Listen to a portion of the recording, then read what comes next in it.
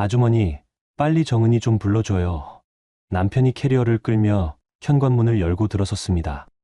2주간의 해외 출장을 마치고 돌아온 그의 목소리에는 여유가 묻어 있었죠. 어디 있어요?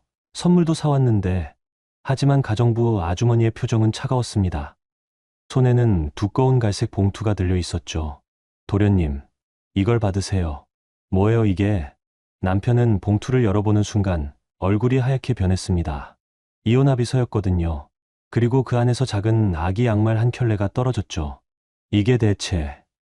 복례 아주머니의 한마디에 강우는 그 자리에 주저앉았습니다. 손에 든 양말을 보며 온몸이 떨렸죠. 하지만 남편은 아직 아무것도 몰랐습니다. 이 모든 일의 진짜 시작이 무엇이었는지를, 그리고 그 끝이 무엇이 될지를요. 여러분의 구독, 좋아요는 더 많은 사연을 만드는 힘이 됩니다. 안녕하세요. 저는 최정은입니다. 37년을 살아오면서 가장 조용했던 밤을 말씀드리려고 해요. 그 밤이 모든 걸 바꿔놓았거든요. 시계가 밤 11시를 넘기고 있었어요. 강남에 있는 시댁주택의 거실에는 아무도 없었죠. 평소라면 저희 시어머니가 늦은 뉴스를 보고 계실 시간이었는데 그날만큼은 달랐어요. 집 전체가 마치 잔치가 끝난 뒤처럼 고요했습니다. 그 집은 언제나 웅장했어요. 3층 주택에 정원까지 딸린 강남에서도 손꼽히는 저택이었거든요. 현관부터가 호텔 로비만 했죠. 하얀 대리석 바닥이 샹들리에 불빛을 받아 반짝이고 벽면에는 시아버지께서 수집하신 도자기들이 진열되어 있었어요. 저는 그 집에서 7년째 살고 있었어요. 강우와 결혼한 이후로요. 처음엔 모든 게 꿈만 같았죠. 지하철 청소 일을 하던 제가 이런 집에서 살게 될 줄은 상상도 못했거든요. 그런데 그날 밤, 그 넓은 집이 이상하게 텅 비어 보였어요. 평소 저를 맞아주던 따뜻한 기운이 느껴지지 않았죠. 현관문이 열리는 소리가 났어요. 2주 만에 돌아온 남편 강우의 발걸음이었죠. 무거운 캐리어를 끄는 바퀴 소리가 대리석 바닥을 긁으며 울려 퍼졌어요. 그 소리가 빈집에서 유난히 크게 들렸습니다. 강우는 41살의 남자였어요. 키가 크고 어깨가 넓어서 정장을 입으면 제법 근사해 보였죠. 가구와 인테리어 사업을 하는 시댁의 기획총괄을 맡고 있어서 늘 바빴어요. 특히 해외 거래처와의 미팅 때문에 출장이 잦았거든요. 여보, 강우가 부르는 목소리에는 피곤함이 묻어 있었어요. 독일과 이탈리아를 돌며 가구 전시회를 다녀왔다고 했거든요. 하지만 아무도 대답하지 않았죠. 강우가 현관에서 구두를 벗으며 고개를 들었어요. 평소라면 제가 뛰어나가서 가방을 받아들고 출장이 힘들었을 거라며 인사를 했을 텐데요. 거실로 들어선 강우의 표정이 서서히 굳어지기 시작했어요. 평소 제가 놓아두던 실내화가 신발장에 가지런히 정리되어 있었거든요. 제가 아침에 입던 가디건도 보이지 않았고요. 소파 위에 늘 덮어두던 얇은 담요도 깔끔하게 개져서 선반 위에 올라가 있었습니다. 강우의 눈이 거실을 한 바퀴 훑었어요. 평소 제가 즐겨 읽던 책들이 책장에서 사라져 있었죠. 티테이블 위에 늘 놓아두던 작은 다육식물도 없었고요. 복례 아주머니? 강우가 부엌 쪽으로 고개를 돌려 불렀어요. 시댁에서 15년째 일하고 계신 복례 아주머니 말이에요. 63살의 아주머니는 강우가 어릴 때부터 돌봐주신 분이었거든요. 복례 아주머니가 부엌 한편에서 천천히 나타나셨어요. 평소보다 어깨가 축 처져 있었죠. 얼굴도 어딘가 지쳐 보였고요. 손에는 두꺼운 갈색 봉투를 들고 계셨습니다. 도련님, 돌아오셨어요? 아주머니의 목소리는 언제나처럼 정중했지만 어딘가 무거웠어요. 평소 강우를 반갑게 맞아주시던 밝은 톤이 아니었거든요. 네, 오늘 밤 비행기로. 정은이는 어디 있어요? 벌써 잠들었나? 강우가 계단 쪽을 바라보며 물었어요. 2층에 있는 안방을 말하는 것 같았죠. 그러자 복례 아주머니가 깊은 숨을 내쉬셨어요. 도련님, 이걸 받으세요. 아주머니가 손에 들고 있던 봉투를 조심스럽게 내밀었어요. 봉투는 생각보다 묵직해 보였죠. A사 용지가 여러 장 들어간 것 같았어요. 강우가 당황스런 표정으로 봉투를 받아들었어요. 봉투 겉면에는 아무것도 적혀 있지 않았거든요. 그냥 평범한 갈색 봉투였죠. 이게 뭐예요? 회사 서류인가요? 며느님께서 사흘 전에 두고 가신 거예요. 복례 아주머니의 말에 강우의 얼굴이 순간 하얗게 변했어요. 손에 든 봉투를 내려다보며 목소리가 떨렸죠. 두고 갔다고요? 정은이가 어디 갔단 말이에요? 친정에 갔나요? 아주머니는 대답하지 않으셨어요. 그냥 강우를 조용히 바라보시며 고개를 저으셨죠. 이걸 먼저 보세요, 도련님. 강우가 떨리는 손으로 봉투를 열었어요. 봉투 입구가 꽤 단단하게 접혀 있어서 뜯는데 시간이 걸렸죠. 가장 먼저 나온 건 정갈하게 작성된 서류였어요. 이혼합의서였습니다. 강우의 손이 멈췄어요. 서류 첫 줄에 적힌 이혼합의서라는 글자를 몇 번이고 다시 읽었죠. 그리고 그 아래쪽에 적힌 제 이름을 보았어요. 최정은이라는 이름 옆에는 제 서명이 또박또박 적혀 있었습니다. 강우가 서류를 들여다보는 동안 봉투 안에서 작은 무엇인가가 바닥에 떨어졌어요. 작고 하얀 것이었죠. 강우가 허리를 숙여 그걸 집어들었어요. 손바닥 위에 올려진 건 낡은 아기 양말 한 켤레였습니다. 실이 몇 군데 풀려서 엉성해진, 하지만 정성스럽게 빨아서 하얗게 된 그런 양말이었어요. 손가락 굵기만 한 작은 양말이었죠. 강우가 그 양말을 보는 순간 얼굴이 새하얗게 변했어요. 입술이 파르르 떨리기 시작했거든요. 이게 대체 뭐예요? 목소리가 완전히 갈라졌죠. 강우는 이혼합의서와 아기 양말을 번갈아 보며 그 자리에 서 있었어요. 마치 무슨 일이 일어나고 있는지 이해할 수 없다는 표정이었거든요. 복례 아주머니가 조용히 말씀하셨어요. 며느님이 이미 서명해 두셨어요. 도련님 것만 남았다고 하시더라고요. 정은이가 정말로? 강우가 믿을 수 없다는 표정으로 중얼거렸어요. 2주 전에 집을 나설 때만 해도 모든 게 평범했거든요. 아니, 강우에게는 그렇게 보였을 거예요. 아주머니, 이 양말은 뭐예요? 정은이가 왜 이걸? 그건 며느님이 직접 말씀해 주셔야 할 것 같아요. 복례 아주머니의 대답이었어요. 그런데 아주머니의 눈가가 조금 젖어 있었죠. 강우가 소파에 털썩 주저앉았어요.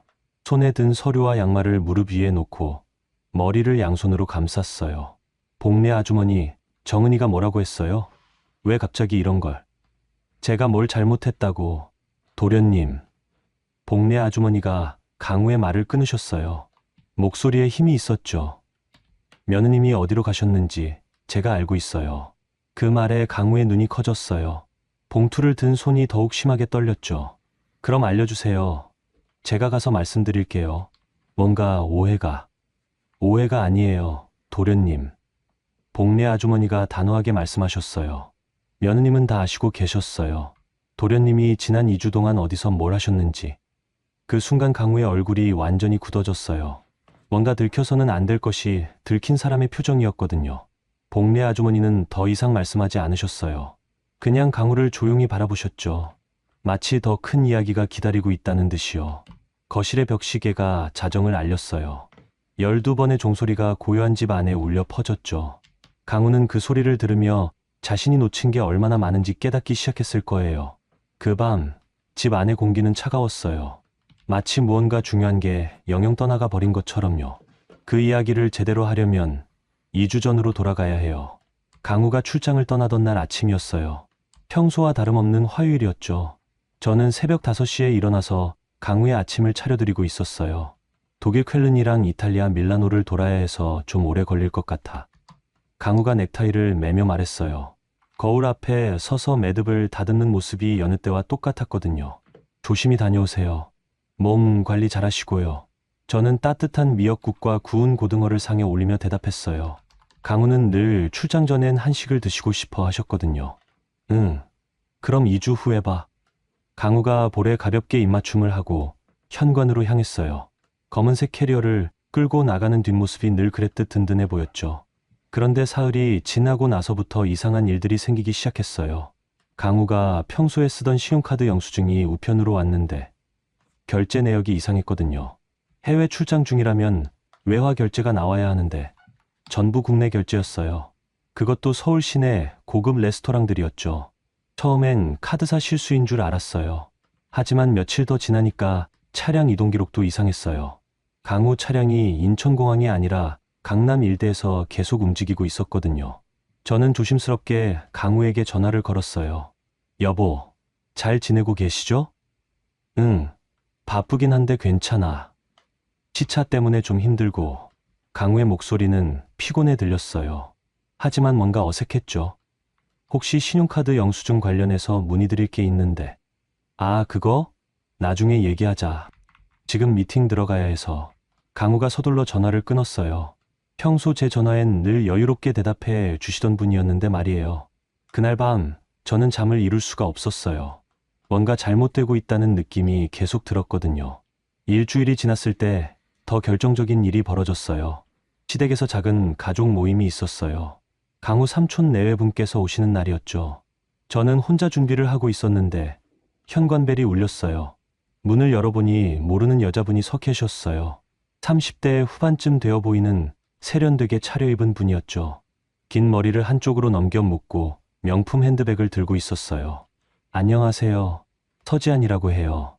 그분이 밝게 웃으며 인사를 했어요. 목소리가 또렷하고 자신감 있어 보였죠. 네, 안녕하세요. 혹시 강우 오빠와 약속이 있어서 왔는데 아직 안 오셨나요? 그 말에 저는 당황스러웠어요. 강우는 해외 출장 중이라고 했거든요. 죄송한데 남편이 지금 출장 중이어서. 아, 그럼 제가 착각했나 보네요. 어제 통화했을 때는 오늘 만나자고 했는데. 지안이라는 여자분이 고개를 갸웃거렸어요. 그런데 그 표정이 진짜 모르는 것 같지 않았어요. 마치 저를 시험해 보는 것 같았거든요. 복례 아주머니가 그때 나타나셨어요. 어머, 지안 씨 아니에요? 오랜만이네요. 복례 아주머니, 정말 오랜만이에요. 지안이 반갑다는 듯이 아주머니께 인사를 했어요. 둘이 아는 사이였던 거죠. 지안 씨가 누구신지 제가 조심스럽게 물었어요. 아, 강우 도련님의 대학교 동창이에요. 인테리어 디자이너로 일하고 계시죠. 복례 아주머니가 설명해 주셨어요. 그런데 아주머니의 표정이 좀 굳어져 있었어요. 그럼 들어오세요. 차라도 드시고 가세요. 저는 예의상 지안을 거실로 안내했어요. 하지만 마음 한편이 불편했죠. 지안은 거실에 앉자마자 집 안을 쭉 둘러봤어요. 와, 여기 정말 변한 게 없네요. 예전에 강우 오빠가 집에 초대했을 때와 똑같아요. 예전에도 오신 적이 있으시군요. 네, 대학생 때 몇 번 왔었어요. 그때는 강우 오빠랑 저랑 정말 친했거든요.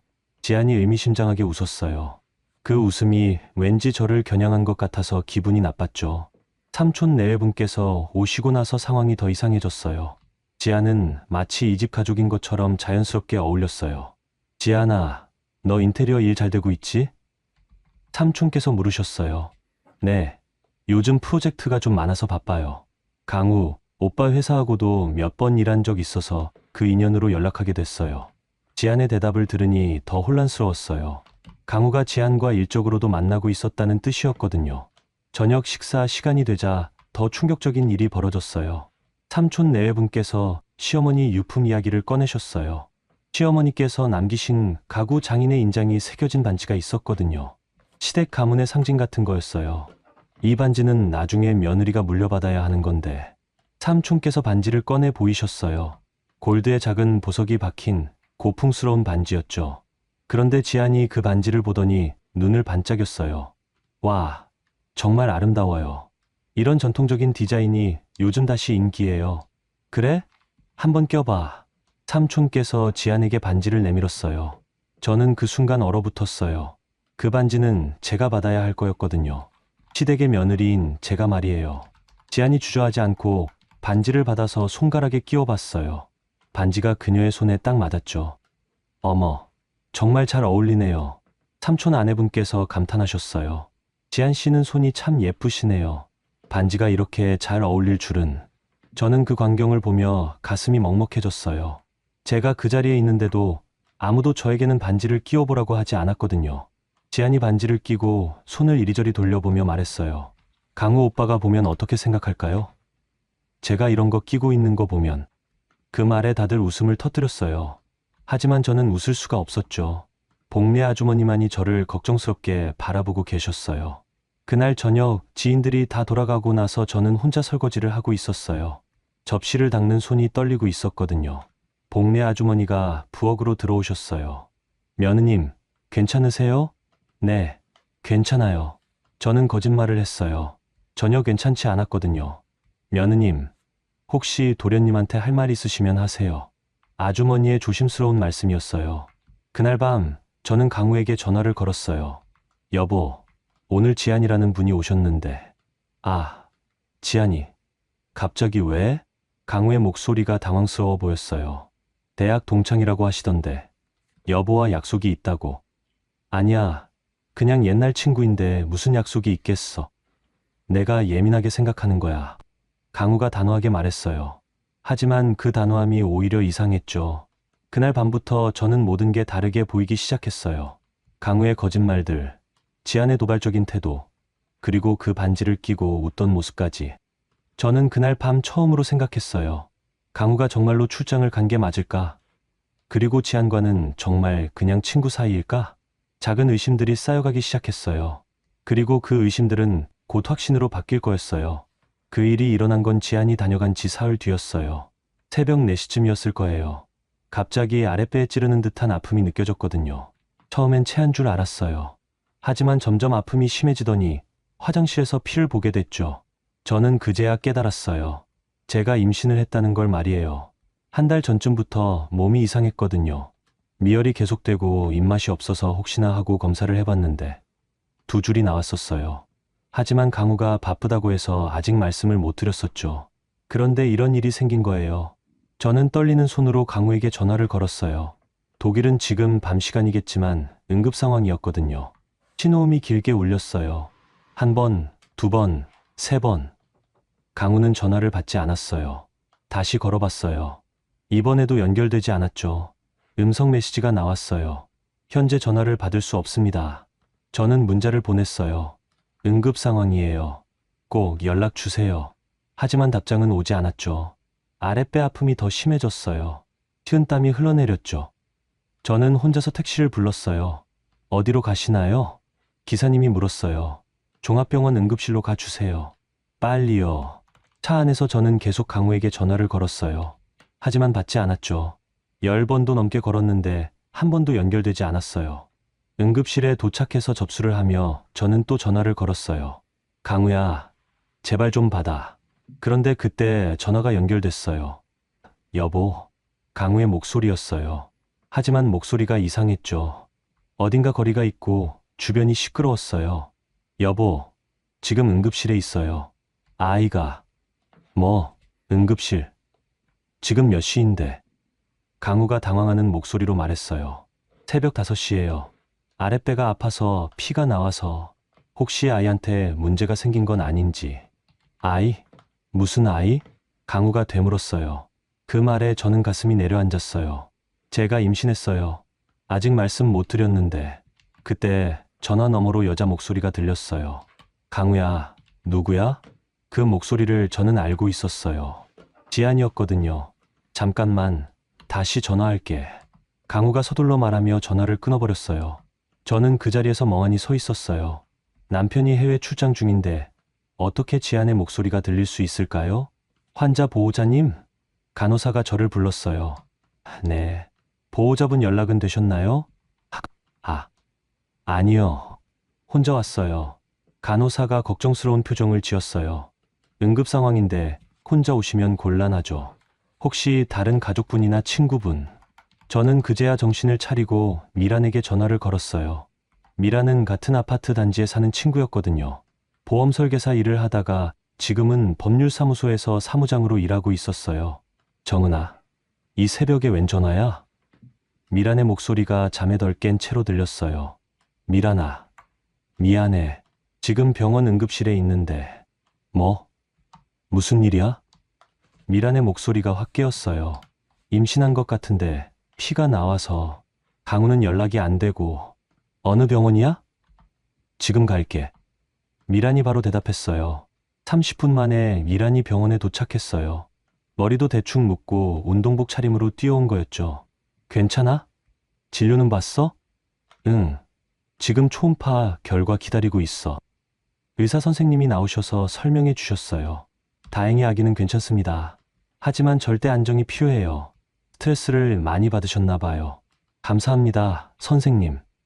진료실 나오며 미란이 물었어요. 강우 형구는 뭐 한다고 연락이 안 돼? 출장 중이라고 했는데. 근데 전화했을 때 이상했어. 뭐가? 지안이라는 여자 목소리가 들렸어. 미란의 표정이 굳어졌어요. 지안이가 누구야? 저는 미란에게 지난 며칠간 있었던 일들을 차근차근 말해줬어요. 강우의 이상한 출장, 신용카드 영수증, 지안의 방문, 그리고 오늘 새벽 전화까지. 미란이 듣더니 한숨을 쉬었어요. 정은아, 이거 좀 이상하다. 나도 그런 것 같아. 지금부터는 기록을 남기자. 기록? 응. 통화 내역, 신용카드 영수증, 뭐든지 다 챙겨둬. 나중에 필요할 수도 있어. 미라는 법률사무소에서 일해서 그런지 이런 상황에 대처하는 법을 알고 있었어요. 집으로 돌아와서 저는 미란의 말대로 강우 관련 서류들을 정리하기 시작했어요. 신용카드 영수증, 차량 이동 기록, 통화 내역 같은 것들 말이에요. 그런데 강우 책상 서랍을 정리하다가 이상한 서류를 발견했어요. 대출 서류였어요. 강우 명의로 된 거였는데 금액이 무려 3억 원이었어요. 그것도 한 달 전에 시행된 대출이었죠. 저는 그 서류를 보며 얼어붙었어요. 강우가 제게 말하지 않고 3억 원이나 되는 돈을 빌렸다는 뜻이었거든요. 대출 목적란에는 인테리어 사업 투자라고 적혀 있었어요. 하지만 강우는 회사 일이지 개인 사업을 한다고 한 적이 없었어요. 그리고 그 서류 뒤에 또 다른 문서가 있었어요. 오피스텔 임대차 계약서였죠. 임차인은 강우 이름이었고 주소는 강남 어딘가였어요. 계약 기간은 한 달 전부터 시작됐더군요. 저는 그 순간 모든 걸 이해했어요. 강우가 출장을 간 게 아니라 그 오피스텔에서 지안과 함께 지내고 있었다는 걸 말이에요. 그리고 그 비용으로 3억 원이나 되는 돈을 빌렸다는 것도요. 저는 그 서류들을 복사해서 따로 보관했어요. 미란이 말한 대로 기록을 남겨야겠다고 생각했거든요. 그날 밤 강우에게서 뒤늦게 연락이 왔어요. 여보, 미안해. 회의가 길어져서. 괜찮아요. 이미 병원 다녀왔어요. 병원 결과는 어땠어? 아기는 괜찮고? 다행히 괜찮대요. 절대 안정하라고 하시더라고요.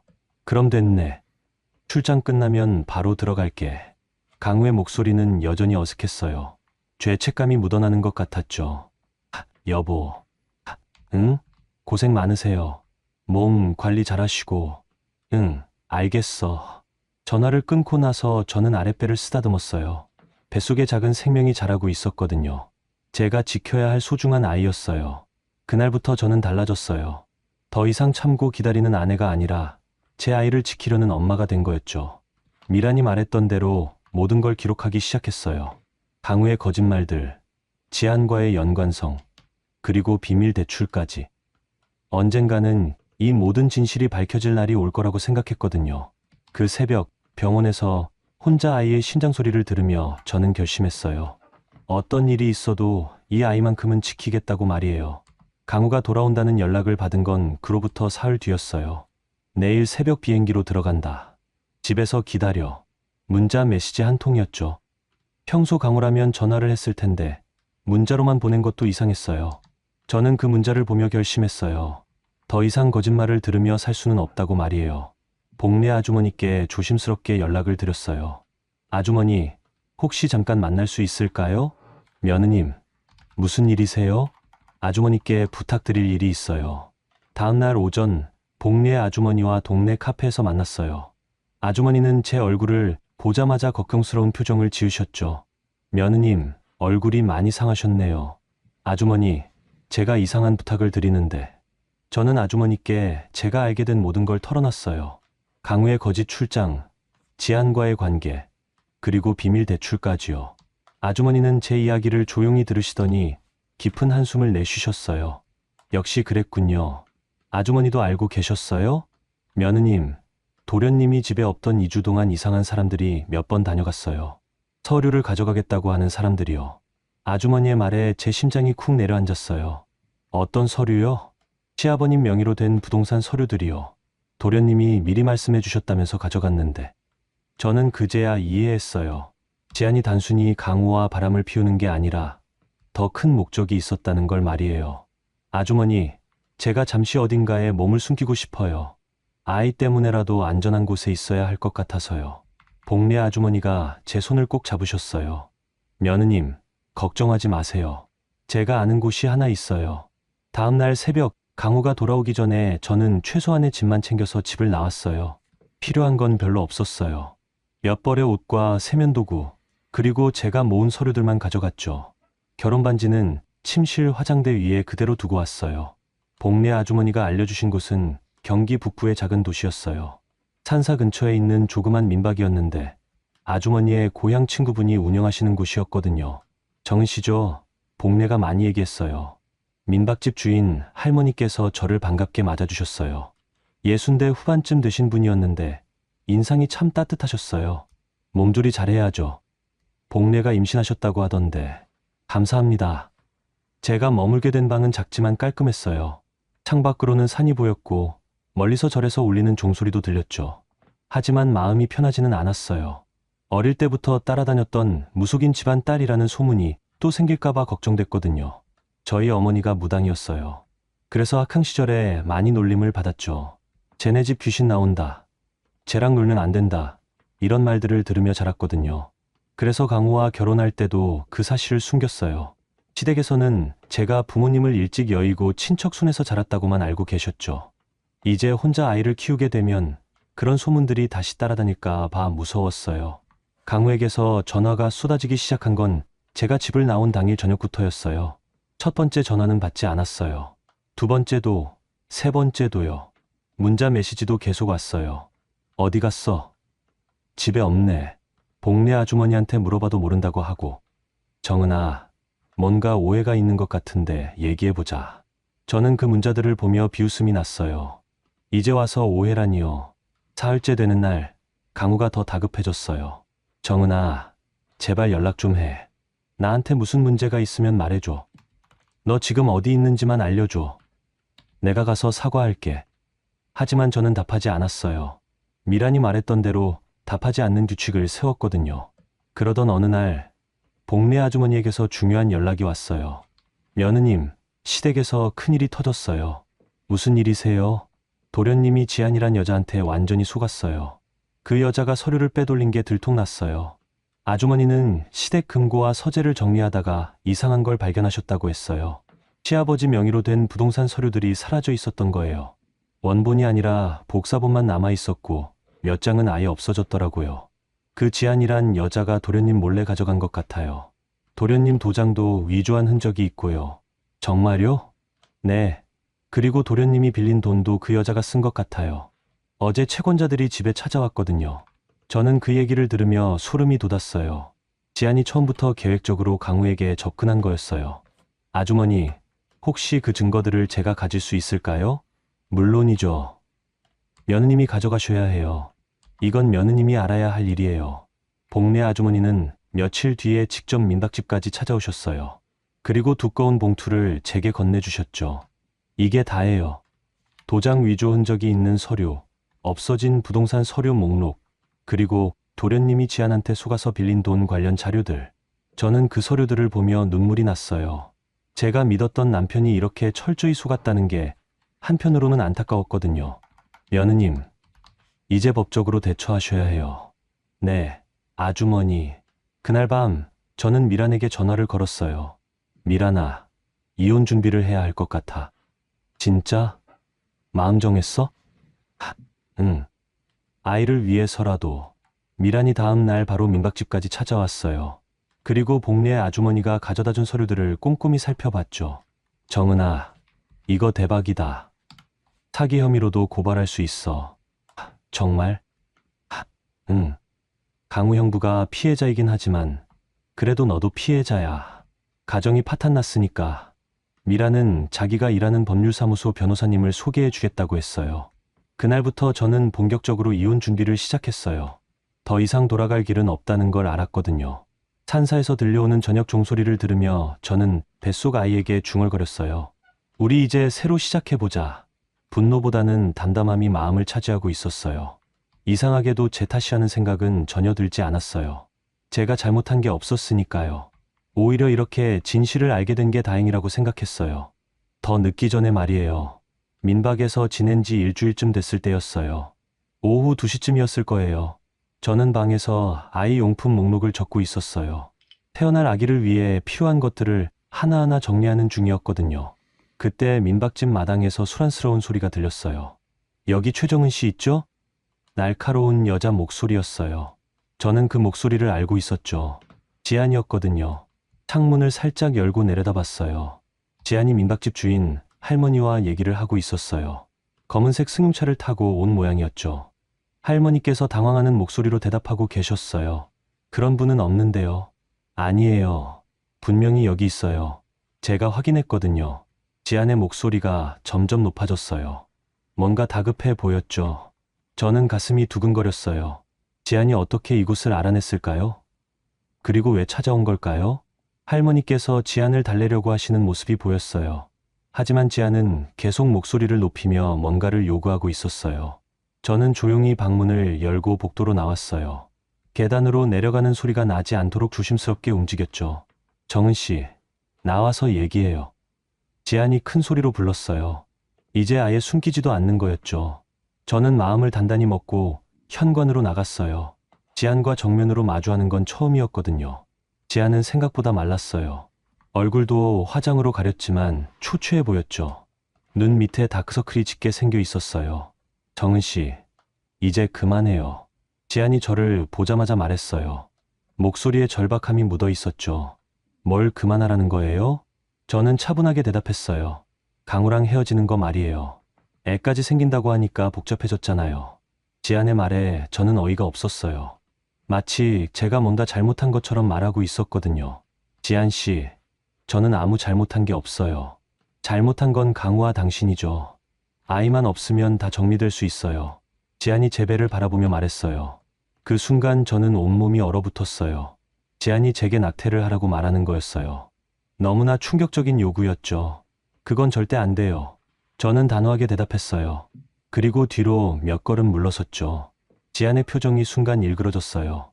마치 가면이 벗겨지는 것 같았거든요. 그럼 어쩔 수 없네요. 지안이 중얼거리며 가방에서 뭔가를 꺼냈어요. 작은 병이었는데 안에 붉은 액체가 들어 있었어요. 저는 무슨 일이 일어날지 직감했어요. 뭔가 위험한 상황이었거든요. 지안 씨, 뭐 하시는 거예요? 그때 지안이 갑자기 그 병의 뚜껑을 열고 자기 얼굴과 옷에 붉은 액체를 부었어요. 마치 피처럼 보이는 액체였죠. 그리고는 민박집 계단에서 일부러 굴러떨어졌어요. 연기하듯이 말이에요. 아, 정은 씨가 저를 밀쳤어요. 지안이 계단 아래서 소리를 질렀어요. 온몸에 붉은 액체를 뒤집어 쓴 채로요. 저는 그 광경을 보며 말이 안 나왔어요. 이런 조작을 직접 보게 될 줄은 꿈에도 생각 못 했거든요. 민박집 할머니께서 깜짝 놀라서 뛰어나오셨어요. 어머, 이게 무슨 일이에요? 할머니, 신고하지 마세요. 이건 연기예요. 저는 할머니께 급하게 말씀드렸어요. 그때 지안이 휴대폰을 꺼내서 누군가에게 전화를 걸었어요. 강우야? 나 지금 정은이한테 맞았어. 민박집에서 계단에서 떨어뜨렸어. 강우에게 전화를 거는 거였어요. 거짓말을 하면서 말이에요. 저는 그 순간 모든 걸 이해했어요. 지안이 얼마나 계획적이고 교활한 사람인지를 말이에요. 10분 뒤에 강우가 나타났어요. 차를 급하게 몰고 온 모양인지 숨을 헐떡이고 있었죠. 지안아, 괜찮아? 강우가 지안에게 달려가서 부축했어요. 붉은 액체를 피로 착각하고 있는 것 같았어요. 정은아, 이게 뭐 하는 짓이야? 강우가 저를 보며 화를 냈어요. 목소리가 떨리고 있었죠. 강우 씨, 저는 아무것도 하지 않았어요. 그럼 지안이가 왜 이런 상태로? 강우가 말하다가 갑자기 멈췄어요. 지안의 옷에서 이상한 냄새가 나고 있었거든요. 그때 복례 아주머니가 나타나셨어요. 미란과 함께였어요. 도련님, 잠깐만요. 복례 아주머니가 강우를 말렸어요. 이 집엔 CCTV가 있어요. 아주머니의 말에 지안의 얼굴이 새하얗게 변했어요. 민박집 주인 할머니께서 고개를 끄덕이셨어요. 맞아요. 작년에 도둑이 들어서 설치했어요. 마당이 다 보여요. 미란이 바로 할머니께 부탁드렸어요. 혹시 지금 영상 확인해 볼 수 있을까요? 몇 분 뒤 우리는 모두 민박집 사무실에서 CCTV 영상을 보고 있었어요. 화면 속에는 지안이 스스로 붉은 액체를 부어에 쓰고 일부러 계단에서 굴러떨어지는 모습이 선명하게 나와 있었어요. 강우의 얼굴이 점점 굳어졌어요. 자기가 완전히 속았다는 걸 깨달은 거였죠. 이게 뭐야? 강우가 지안을 바라보며 말했어요. 목소리에 분노와 실망이 섞여 있었어요. 지안은 더 이상 변명할 수 없었어요.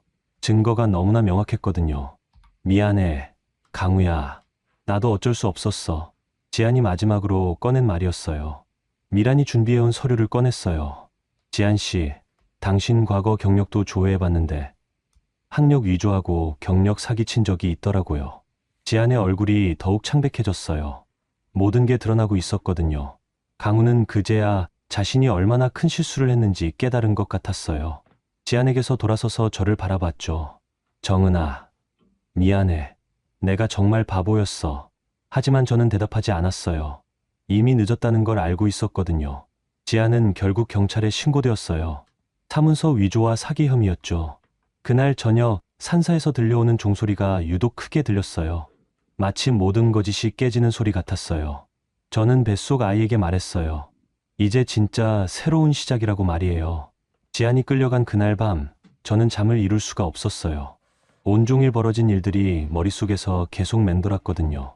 지안의 조작된 연기, 강우의 당황한 표정, 붉은 액체를 뒤집어 쓰고 계단에서 굴러떨어지는 소름 끼치는 장면까지요. 민박집 방은 조용했어요. 창밖으로는 산에서 불어오는 차가운 바람 소리만 들렸죠. 하지만 제 가슴은 계속 두근거리고 있었어요. 새벽 3시쯤이었을 거예요. 갑자기 아랫배에 격렬한 통증이 느껴졌어요. 파트 3에서 겪었던 것과는 비교할 수 없을 정도로 심한 아픔이었죠. 칼로 찌르는 듯한 고통이 몇 초 간격으로 밀려왔어요. 숨을 쉬기도 힘들 정도였죠. 치은 땀이 등줄기를 타고 흘러내렸어요. 아이가 이상해요. 저는 중얼거리며 배를 쓰다듬었어요. 뭔가 심상치 않은 느낌이 들었거든요. 침대에서 일어나려고 했는데 다리에 힘이 없었어요. 어지러움까지 몰려왔죠. 그때 하얀 이불 위에 붉은 핏자국이 보였어요. 할머니. 저는 민박집 주인 할머니를 불렀어요. 목소리가 떨리고 있었죠. 평소보다 훨씬 큰 소리였지만 할머니께서 들으실지 걱정됐어요. 다행히 할머니께서는 금세 제 방으로 뛰어오셨어요. 잠옷 차림이셨지만 표정이 심각했어요. 50년 넘게 시골에서 사시면서 이런 응급 상황을 여러 번 겪어보신 모양이었거든요. 어머나, 정은 씨. 할머니께서 제 상태를 보시고는 바로 상황을 파악하셨어요. 지금 바로 병원 가야 해요. 119 불러드릴게요. 할머니께서 휴대폰으로 신고를 하시는 동안 저는 계속 배를 감싸 안고 있었어요. 뱃속 아이가 위험에 처한 것 같아서 두려웠거든요. 의식은 괜찮죠? 몇 분 전부터 아팠어요? 할머니께서 제 손을 꼭 잡으며 물어보셨어요. 한 10분 전부터요. 갑자기 아파졌어요. 괜찮을 거예요. 진정하세요. 곧 구급차 올 거예요. 하지만 저는 진정할 수가 없었어요. 온종일의 스트레스가 아이에게 영향을 준 건 아닐까 하는 죄책감이 밀려왔거든요. 구급차가 도착한 건 8분 뒤였어요. 사이렌 소리가 조용한 산골 마을에 울려 퍼졌죠. 응급구조사 2명이 들것을 들고 민박집으로 뛰어왔어요. 환자분이 여기 계신가요? 네, 임신부세요. 할머니께서 대답해 주셨어요. 응급구조사가 저를 들것에 옮기며 빠르게 상태를 확인했어요. 임신 몇 주 차세요? 22주요. 출혈이 언제부터 시작됐나요? 10분 전쯤이요. 보호자는 어디 계세요? 할머니께서 난감한 표정으로 대답하셨어요. 남편이랑 떨어져 지내고 있어서 제가 연락해 드릴게요. 구급차 안에서 저는 계속 뱃속 아이와 대화를 했어요. 도윤아, 엄마랑 같이 힘내자. 아직 나올 때가 아니야. 응급구조사가 제 혈압과 맥박을 재며 말했어요. 병원까지 15분 걸려요. 진정하시고 깊게 숨 쉬세요. 하지만 통증은 점점 더 심해졌어요. 진통제를 놓아주셨지만 큰 도움이 되지 않았죠. 병원에 도착하자마자 응급실로 옮겨졌어요. 의료진들이 분주하게 움직이며 각종 검사를 시작했어요. 혈압계, 심전도, 초음파 기계들이 제 주변에 둘러쳐졌죠. 환자분, 의식은 괜찮으시죠? 이름 말해보세요. 최정은이요. 태아심은 체크해 보겠습니다. 산부인과 의사 선생님이 초음파 기계로 제 배를 자세히 살펴보셨어요. 모니터에는 아기의 모습이 흐릿하게 나타났죠. 하지만 의사 선생님의 표정이 점점 심각해지더라고요. 몇 분간 조용히 화면을 보시더니 의사 선생님이 간호사에게 말씀하셨어요. 간호사님, 수술실 준비해 주세요. 응급 제왕절개 들어갑니다. 수술이요? 저는 깜짝 놀라서 물었어요. 아직 출산 예정일까지 3달이나 남았는데 수술이라니요. 태반 조기박리가 진행되고 있어요. 지금 당장 응급수술을 하지 않으면 산모와 태아 모두 위험합니다. 의사 선생님의 설명에 제 머릿속이 하얗게 변했어요. 아이에게 정말로 심각한 문제가 생긴 거였어요. 선생님, 아이는 괜찮을까요? 너무 이른 게 아닌가요? 22주면 생존 가능한 주수입니다. 최선을 다해보겠어요. 수술실로 옮겨지는 동안 저는 눈물을 참을 수가 없었어요. 어제까지의 모든 일들이 스트레스가 되어서 아이에게 해를 끼친 것 같아서 자책감이 밀려왔거든요. 수술실 문 앞에서 마취 준비를 하고 있을 때 복도 끝에서 급한 발걸음 소리가 들렸어요. 그리고 익숙한 목소리가 따라왔죠. 정은이는 어디 있어요? 응급수술한다고 연락받았는데. 강우의 목소리였어요. 숨을 헐떡이며 병원 복도를 뛰어오고 있었죠. 여기 산부인과 응급실이에요. 간호사가 강우에게 대답했어요. 강우가 수술실 앞으로 달려왔어요. 얼굴이 창백했고 머리가 헝클어져 있었어요. 급하게 차를 몰고 온 모양이었죠. 보호자세요? 담당 간호사가 강우에게 물었어요. 네, 남편입니다. 아내 상태는 어떤가요? 지금 응급 제왕절개 수술 준비 중이에요. 여기 수술 동의서에 사인해 주세요. 강우가 서류를 받아들고 펜으로 서명을 하려고 했어요. 손이 떨려서 글씨가 잘 써지지 않는 것 같았죠. 그때 강우가 수술실 쪽으로 다가오려고 했어요. 아마 제게 뭔가 말을 하려던 것 같았어요. 하지만 저는 고개를 단호하게 저었어요. 들어오지 마세요. 제가 분명하게 말했어요. 목소리에 힘을 줬죠. 정은아, 내가 여기 있어. 걱정하지 마. 강우가 다정한 목소리로 말했어요. 하지만 저는 마음이 움직이지 않았어요. 들어오지 마세요. 혼자 할 수 있어요. 저는 다시 한번 말했어요. 이번에는 더 확실하게요. 강우의 얼굴이 무너져 내렸어요. 입술이 떨리고 눈가가 젖어 있었죠. 하지만 저는 마음을 바꾸지 않았어요. 그때 복례 아주머니가 병원 복도에 나타나셨어요. 미란과 함께였어요. 할머니께서 연락을 해주신 모양이었죠. 며느님, 아주머니께서 수술실 앞으로 뛰어오셨어요. 손에는 큰 가방을 들고 계셨는데 아마 병원에서 필요할 물건들을 챙겨오신 것 같았어요. 아주머니.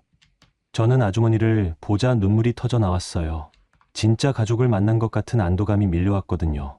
아주머니께서 강우에게 조용하면서도 단호한 목소리로 말씀하셨어요. 도련님, 사람은 말로가 아니라 그 밤의 선택으로 평가받는 거예요. 복례 아주머니, 저도 지금 정말 후회하고 며느님이 혼자서 응급실에 실려왔던 그 새벽에 도련님은 어디서 뭘 하고 계셨죠? 아주머니의 날카로운 질문에 강우가 고개를 숙였어요. 할 말이 없었던 거죠. 지안이랑 있었어요. 그때는 몰랐어요. 정은이가 임신한 줄도. 몰랐다고요? 아내가 응급실에서 연락했을 때도요? 강우가 더 이상 변명할 수 없었어요. 모든 게 자신의 잘못이었다는 걸 인정할 수밖에 없었거든요. 수술이 시작됐어요. 전신 마취를 하기 전까지 저는 계속 뱃속 아이에게 말했어요. 도윤아, 엄마랑 같이 힘내자. 우리 꼭 만나자. 엄마가 널 지켜줄게. 마취가 들어가면서 의식이 흐려졌어요. 마지막으로 들린 건 의료진들의 바쁜 목소리들이었죠. 수술은 4시간이나 걸렸어요.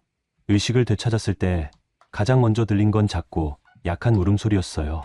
아기의 울음소리였죠. 그 소리를 듣는 순간 제 가슴이 뜨겁게 달아올랐어요. 축하합니다. 건강한 아들입니다. 의사 선생님이 미소를 지으며 말씀해 주셨어요. 아이는 괜찮나요? 제가 가장 궁금한 것부터 물었어요. 조금 이르긴 했지만 생각보다 건강해요. 체중이 2300g이고 호흡도 잘하고 있어요. 며칠 인큐베이터에서 지켜봐야 하지만 큰 문제는 없을 것 같아요. 그 말을 들은 순간 저는 모든 고통과 걱정이 사라지는 걸 느꼈어요. 제 아들이 무사히 태어났다는 것만으로도 세상 모든 것을 얻은 기분이었거든요. 간호사가 인큐베이터에 있는 작고 빨간 아기를 보여주셨어요. 정말 작았지만 작은 가슴이 규칙적으로 오르내리고 있었어요. 생명력이 느껴졌죠. 도윤아. 저는 아이의 이름을 불러봤어요. 미리 정해둔 이름이었거든요. 바를 도 무성할 윤이라는 뜻으로 아이가 바르고 건강하게 자라기를 바라는 마음을 담았어요. 회복실로 옮겨진 뒤에 미란이 들어왔어요. 정은아, 정말 수고 많았어. 도윤이 진짜 예쁘더라. 고마워. 미란아. 내가 없었으면 정말 어떻게 됐을지 몰라. 이제 뭐 더 필요한 거 없어. 내가 다 챙겨줄게. 복례 아주머니도 들어오셨어요. 손에는 아기용품과 산후조리에 필요한 것들이 든 커다란 가방을 들고 계셨죠. 며느님, 정말 잘하셨어요. 도윤이가 할머니 닮아서 의지가 강할 것 같아요. 감사해요, 아주머니. 아주머니가 계셔서 정말 든든해요. 강우가 병실 문 밖에서 계속 서성이고 있는 모습이 보였어요. 들어와도 되는지 물어보고 싶어 하는 것 같았죠. 때로는 문에 손을 대었다가 다시 내리기를 반복했어요. 하지만 저는 여전히 고개를 저었어요. 아직은 강우를 마주할 준비가 되지 않았어요. 그날 밤, 저는 인큐베이터 옆에 앉아서 도윤이를 지켜봤어요. 작은 손가락, 작은 발가락, 모든 게 완벽했어요. 도윤아, 엄마가 너를 정말 잘 키워줄게. 아빠 없이도 우리 둘이 행복하게 살 수 있어. 간호사가 와서 젖을 먹일 시간이라고 알려주셨어요. 처음엔 어색했지만 도윤이가 열심히 먹는 모습을 보니까 뿌듯했어요. 첫 아이세요? 네, 잘하세요. 아기가 엄마를 좋아하는 게 보여요. 그 말을 들으니까 정말로 제가 엄마가 되었다는 실감이 났어요. 다음 날 아침 의사 선생님이 회진을 도셨어요. 산모 상태도 좋고 아기도 예상보다 훨씬 건강해요. 일주일 정도 더 입원하시면 될 것 같아요. 감사합니다, 선생님. 그때 강우가 병실 문을 조심스럽게 두드렸어요. 정은아, 잠깐만 얘기할 수 있을까? 저는 침묵했어요. 대답하지 않았죠. 복례 아주머니가 나서서 말씀하셨어요. 도련님, 며느님이 지금은 휴식이 필요해요. 나중에 다시 오세요. 강우가 실망한 표정으로 돌아갔어요. 하지만 저는 마음이 흔들리지 않았어요. 그날 저녁 저는 도윤이를 품에 안고 창밖을 바라봤어요. 도시의 불빛들이 반짝이고 있었죠. 새로운 시작을 알리는 것 같았어요. 도윤아, 엄마가 너한테 약속할게. 우리 둘이 정말 행복하게 살자. 아이는 평온한 얼굴로 잠들어 있었어요. 제가 지켜야 할 가장 소중한 존재였어요. 그 순간 저는 확실히 알았어요. 더 이상 과거로 돌아갈 수 없다는 걸 말이에요. 강우와의 결혼 생활, 시댁에서의 삶, 모든 것이 이제 끝났어요. 출산 후 제 마음은 더욱 단단해졌어요. 아이를 지키기 위해서라면 어떤 어려움도 견딜 수 있다는 자신감이 생겼거든요. 미란이 이혼 소송 절차를 자세히 설명해 줬어요. 복례 아주머니는 언제든지 필요하면 증언을 해주시겠다고 하셨고요. 저는 혼자가 아니었어요. 진짜 가족이 곁에 있었거든요. 도윤이와 함께 퇴원한 지 한 달쯤 지났을 때였어요. 저는 복례 아주머니의 도움으로 서울 외곽의 작은 투룸을 얻어서 이사를 했어요. 시댁과는 완전히 멀어진 곳이었죠. 새로운 시작을 위해서는 새로운 공간이 필요했거든요. 아직 지하철 청소 일을 다시 시작하지는 못했어요. 도윤이가 너무 어려서 돌봄이 필요했거든요. 하지만 얼마 전에 받은 육아휴직 수당과 복례 아주머니께서 조용히 도움을 주신 덕분에 당분간은 생활할 수 있었어요. 도윤이는 하루하루 건강하게 자라고 있었어요. 처음엔 워낙 일찍 태어나서 걱정이 많았는데 이제는 제법 통통해져서 웃기도 하고 옹알이도 했어요. 도윤아, 오늘도 예쁘게 잘 잤네. 아침마다 도윤이의 얼굴을 보는 게 제일 행복한 순간이었어요. 그런데 평온했던 일상이 흔들리기 시작한 건 어느 날 미란이 급하게 찾아오면서부터였어요. 정은아, 큰일이야. 미란의 표정이 심각했어요. 손에는 휴대폰을 들고 있었죠. 왜? 무슨 일이야? 지안이 온라인 커뮤니티에 글을 올렸어. 너에 대한 거짓 소문을 퍼뜨리고 있어. 미란이 휴대폰 화면을 보여줬어요. 여러 인터넷, 카페와 SNS에 제 이야기가 올라가 있었어요. 하지만 모든 게 왜곡되어 있었죠. 최정은이라는 여자가 재벌 남편 돈을 노리고 계획적으로 접근해서 아이까지 낳았다는 식의 내용이었어요. 심지어 무속인 집안 출신이라서 남편을 홀렸다는 말까지 있었죠. 제가 어릴 때부터 가장 두려워했던 소문이 현실이 된 거였어요. 이런 식으로 쓰면 사람들이 믿어? 벌써 퍼지기 시작했어. 여기 댓글들 봐. 댓글들을 읽어보니 가슴이 아팠어요. 저를 모르는 사람들이 추측으로 이런저런 말들을 달고 있었거든요. 지안이 왜 이런 걸 올리는 거야? 아마 형사 고발당하니까 여론을 자기 편으로 돌리려는 것 같아. 내가 피해자가 아니라 가해자인 것처럼 만들려고. 그때 복례 아주머니에게서 전화가 왔어요. 며느님, 시댁에 큰일이 났어요. 무슨 일이세요? 삼촌 어르신들이 오셔서 난리예요. 인터넷에 떠도는 소문 때문에 가문의 체면이 깎인다고 하시면서 며느님을 다시 데려와서 조용히 정리하라고 하세요. 예상했던 일이었어요. 시댁에서는 무엇보다 체면을 중요하게 생각하시거든요. 강우 도련님도 회사에서 힘들어하고 계세요. 지안이란 여자가 빼돌린 서류 때문에 거래처에서 문제 제기를 하고 있대요. 복례 아주머니의 말에 따르면 지안이 시아버지 명의의 부동산 서류를 조작해서 담보로 잡힌 계약들이 여러 건 있었다고 해요. 그래서 회사도 큰 타격을 받고 있었던 거죠. 아주머니, 혹시 그 증거들을 더 찾으실 수 있을까요? 며느님, 제가 이미 다 챙겨뒀어요. 도련님도 모르게 복사해둔 서류들이 많아요. 그날 저녁 복례 아주머니가 큰 상자를 들고 제 집에 오셨어요. 이게 다예요. 지안이란 여자가 조작한 서류들, 위조된 도장 흔적, 그리고 회사 내부 통화 녹음까지. 녹음까지 있으세요? 네. 지안이가 도련님을 속여서 서류에 도장 찍게 하는 장면이 사무실 CCTV에 녹화되어 있어요. 그리고 지안이가 다른 사람과 통화하면서 바보 같은 강우를 이용해서 돈을 뽑아내겠다고 말한 녹음도 있고요. 저는 그 자료들을 보며 소름이 돋았어요. 지안이 얼마나 계획적이고 치밀하게 강우를 이용했는지가 적나라하게 드러나 있었거든요. 미란이 그 자료들을 법률사무소에 가져갔어요. 담당 변호사님이 보시더니 매우 중요한 증거라고 하셨어요. 이 정도 증거면 사기죄는 확실하고 문서위조죄까지 추가로 적용될 수 있어요. 며칠 뒤 지안에 대한 본격적인 수사가 시작됐어요. 경찰에서 복례 아주머니의 증거 자료들을 검토하더니 지안을 긴급 체포했어요. 그리고 지안의 과거를 조사해보니 더 충격적인 사실들이 드러났어요. 지안은 과거에도 비슷한 수법으로 여러 남성들을 속인 전력이 있었어요. 학력도 위조했고 경력도 거짓이었죠. 심지어 인테리어 디자이너 자격증도 가짜였어요. 완전히 프로 사기꾼이었구나. 미란이 수사 결과를 들려주며 말했어요. 재판은 생각보다 빨리 시작됐어요. 증거가 너무나 명확했거든요.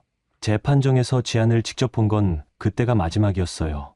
예전에 세련된 모습은 온데간데 없고 초췌하고 야윈 모습이었죠. 지안의 변호사가 생활고 때문에 어쩔 수 없이 저지른 일이라고 변명했지만 증거 앞에서는 아무 소용이 없었어요. 복례 아주머니께서 증인으로 출석하셔서 담담하게 증언해 주셨어요. 피고인이 계획적으로 도련님을 속였습니다. 저는 그 모든 과정을 지켜봤어요. 강우도 증인으로 나왔어요. 그때 처음으로 강우와 눈이 마주쳤는데 강우는 많이 수척해져 있었어요. 강우는 증인석에서 솔직하게 모든 걸 인정했어요. 제가 바보였습니다. 아내를 의심하고 배신했어요. 하지만 저는 이미 강우에 대한 감정이 없었어요. 그냥 낯선 사람을 보는 것 같았죠. 재판장에서 저도 피해자 진술을 했어요. 저는 단지 평범한 가정을 지키려고 했을 뿐입니다. 제가 임신한 사실도 말할 기회를 잃을 만큼 상황이 급작스럽게 악화됐어요. 판사님이 제게 물어보셨어요. 피해자는 피고인에 대해 어떤 처벌을 원하십니까? 법에 따라 정당한 처벌을 받으면 됩니다. 저는 복수보다는 진실이 밝혀지는 것이 중요하다고 생각해요. 한 달 뒤 판결이 나왔어요. 지안은 사기죄와 문서위조죄로 징역 3년에 집행유예 5년을 선고받았어요. 그리고 피해 배상금으로 4억 원을 물어주라는 판결도 나왔죠. 강우의 회사는 지안이 조작한 계약들 때문에 큰 손해를 입었어요. 결국 강우는 회사에서 책임을 지고 물러나야 했죠. 시댁에서도 체면이 말이 아니었어요. 언론에서 이 사건을 크게 다뤘거든요. 가구업계의 유명 기업 회장 아들, 사기꾼에게 속아, 가정 파탄, 이런 식으로 말이에요. 재판이 끝나고 나서 강우가 저에게 연락을 했어요. 정은아, 만나서 사과하고 싶어. 하지만 저는 거절했어요. 강우 씨, 이제 우리 사이에 할 말은 없어요. 양육비는 법원에서 정한 대로 보내주시면 됩니다. 정은아, 아이는 잘 크고 있어요. 걱정하지 마세요. 그렇게 강우와의 모든 인연을 정리했어요. 온라인에 떠돌던 거짓 소문들도 재판 결과가 나오면서 자연스럽게 사라졌어요. 오히려 지안을 비난하는 댓글들이 늘어났죠. 진짜 나쁜 년이네. 임신한 여자한테 저런 짓을 하다니. 최정은 씨가 진짜 피해자였구나. 처음엔 돈을 노린 줄 알았는데. 사람들의 여론이 완전히 바뀌었어요. 복례 아주머니는 시댁을 그만두시고 제 근처로 이사를 오셨어요. 며느님 곁에 있으면서 도윤이 키우는 걸 도와드리고 싶어요. 고마워요, 아주머니. 정말 고마워요. 그렇게 모든 법적 절차가 끝났어요. 저는 도윤이를 안고 창밖을 바라봤어요. 가을이 깊어지고 있었어요. 나무잎들이 노랗게 물들어 떨어지고 있었죠. 도윤아, 이제 정말 우리만의 이야기가 시작이야. 모든 거짓과 속임수가 밝혀졌어요. 정의가 승리했죠. 하지만 제게는 복수보다 더 중요한 게 있었어요. 도윤이와 함께 만들어갈 평온한 내일이었어요. 그 일들이 모두 정리되고 나서 1년 반이라는 시간이 흘렀어요. 지금 저는 서울 외곽에 있는 작은 임대주택에서 도윤이와 함께 살고 있어요. 방 2개의 작은 거실이 있는 집이에요. 시댁의 그 큰 저택에 비하면 정말 작지만 저희에게는 충분했어요. 도윤이는 이제 돌이 지나서 아장아장 걸어 다녀요. 말도 제법 하기 시작했죠. 엄마, 엄마. 도윤이가 저를 부르며 뒤뚱뒤뚱 걸어오는 모습을 보면 세상 모든 걸 다 얻은 기분이에요. 저는 다시 지하철 청소 일을 시작했어요. 도윤이가 어린이집에 가게 되면서 가능해진 일이었죠. 새벽 5시에 출근해서 오후 2시에 퇴근하는 일정이라 도윤이와 함께 보낼 시간도 충분했어요. 일터의 동료들은 처음엔 제가 혼자 아이를 키운다는 사실을 신기해했어요. 하지만 금세 자연스러워졌죠. 오히려 더 챙겨주시는 분들이 많았어요. 정은 씨, 도윤이 어린이집 마칠 시간 되면 빨리 가세요. 고마워요. 정말 고마워요. 복례 아주머니는 제 집에서 도보로 10분 거리의 작은 원룸을 얻으셨어요. 시댁을 완전히 정리하고 나오신 거였죠. 아주머니는 거의 매일 저희 집에 오셔서 도윤이를 돌봐주셨어요. 진짜 할머니처럼 말이에요. 도윤아, 할머니가 맛있는 거 해줄까? 맘마. 도윤이는 복례 아주머니를 정말 좋아했어요. 아주머니가 오시면 까르르 웃으며 달려갔거든요. 어느 날 저녁 아주머니께서 의미심장한 말씀을 하셨어요. 며느님, 사람이 사람을 살리는 거예요. 네. 며느님이 저를 살렸어요. 시댁에서 평생 일만 하다가 이제 진짜 가족을 만났거든요. 아주머니의 말씀을 들으니 눈시울이 뜨거워졌어요. 아주머니가 저를 살린 거예요.